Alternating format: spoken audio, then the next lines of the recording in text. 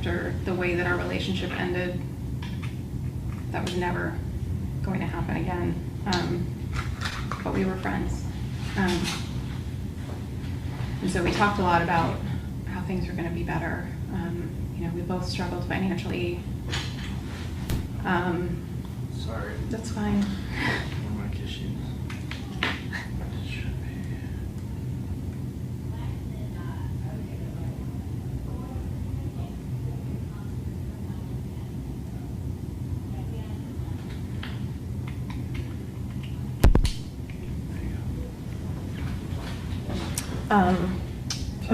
We're good on roll. Okay, should I start back where I was? If possible. So he was mostly here those last 2 weeks, so the first 2 weeks of September. Again, he went back to Summerfield. I assumed I was at work all day, so I don't know what he was doing here, where he actually went, when he went. But I know that a couple times during those two weeks, he said he had work to do, and he went. And then the weekend of the 14th, everything was normal. I was working, I Ubered until about 12:30 at night. By the time I got home, everybody was asleep. Michael was sleeping in the boys' room. And I woke up about 4 to a missed call, voicemail from the Marion County Sheriff's Office that just said, call me back. And obviously it was strange. And there's a history in our past from the end of our marriage where the police were involved, and so alarm bells were there. But again, he'd been normal. He'd been playing hide and seek with the kids all day and at the pool. And so I woke him up at 4 a.m. asking what the deal was. Why are they calling me? And he said he didn't know. It might have to do with the trailer. He said that when he'd gone back the last time, there was something wrong with the trailer. He couldn't live there anymore. It was on a bad foundation. He said he was pissed off at his landlord. He was going to take him to court, all this stuff. And so he said that's probably what it was, and we'd call back in the morning. So first thing in the morning when we got up, I called the detective. And that's when I discovered that Casey and the kids were missing. I didn't really know what to think. It was, it's not completely secret that there have been times in the past that she has just kind of disappeared for a while to get some time alone or away from people. And my having only what Michael had to say, I wasn't concerned. I didn't think there was anything to worry about, and he seemed fine. And then I had a call from another sheriff or another detective.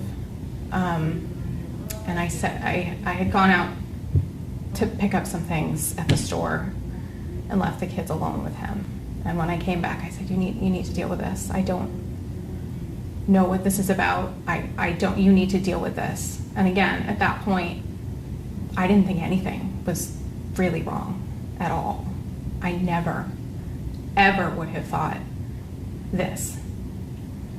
And he said he was going to go take care of it. He was going to go to the sheriff's office. He was going to talk to them and figure out where his daughters were and what did Casey do. If there's one thing that Michael is really good at, it's lying and manipulation. And he left in the afternoon, and I really thought he was going to go. And I had a detective come by later that afternoon, and it's when I started to realize that this was not a normal situation. And I told him flat out, I said, I know what you think happened. I know based on this scenario what you think happened, and Michael could never have done it. And that is probably the stupidest thing I've ever said. But I don't think anyone in his life ever would have thought that he could do this horrific thing. He, despite everything he did to me in our marriage, as far as the way that he ended it, never have I thought he was not a great dad. He's always been a great dad. And it wasn't until it was confirmed that they had been found that I had to accept it, and it's been a really hard process of trying to let that absorb, because I still can't believe he did it. I don't understand how he could have done that.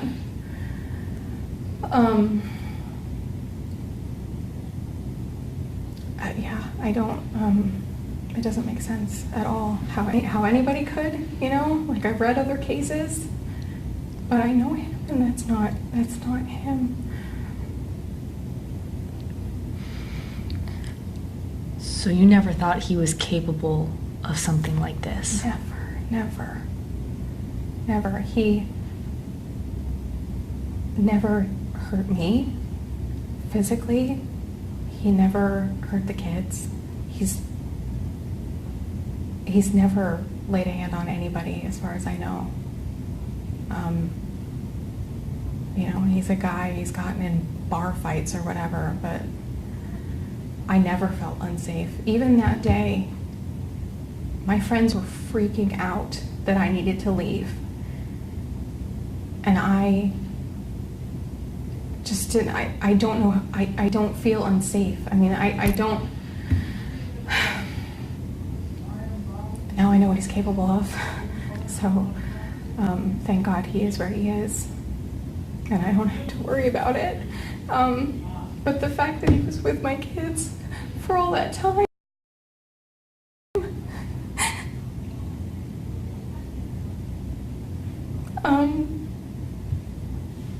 I am so grateful that he didn't hurt them, and I feel terrible that I didn't see or know anything to keep him away.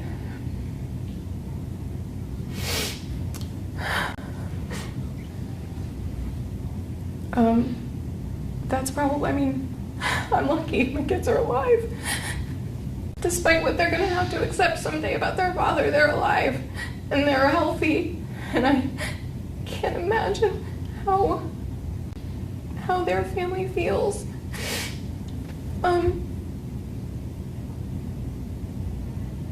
But I didn't know anything. I didn't see anything at all. Did anything seem off about him when he was staying with you?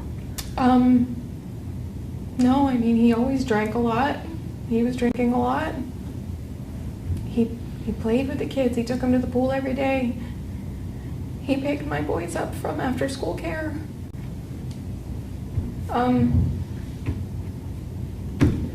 He really didn't seem different than before. The only thing I will say is that we hadn't spent time together in any capacity for years. And for us to be in that close quarters was awkward. And so any weirdness on his part, I could only write off that way.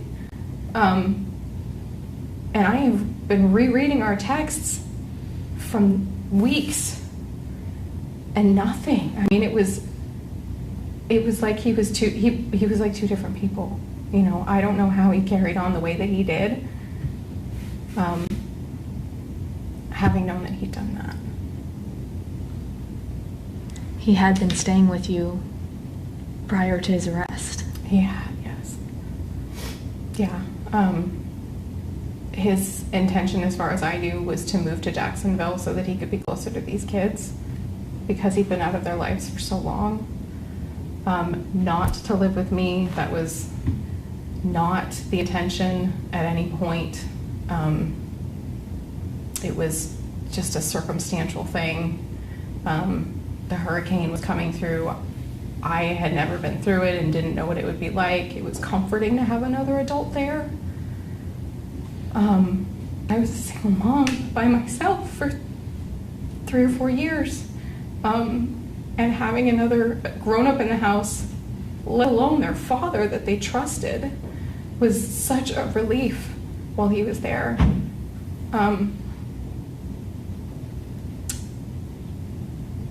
Yeah. I don't understand what his thought process was, because it seemed like he really thought he was going to be able to follow through on that plan. So I don't know. Were you ever in the car with him? Not, the last time we were in the van, or I was in the van, was July something. We went to the beach like right after he told me the two of them split up. But we really had no cause to go many places together as all 5 of us. I would go to work and I would leave and pick up my youngest. He would pick up the boys and bring them home after school, usually to go to the pool. And so I didn't have any need to be in his van. At one point he had said he had moved out of his house in Summerfield. This was probably a week before.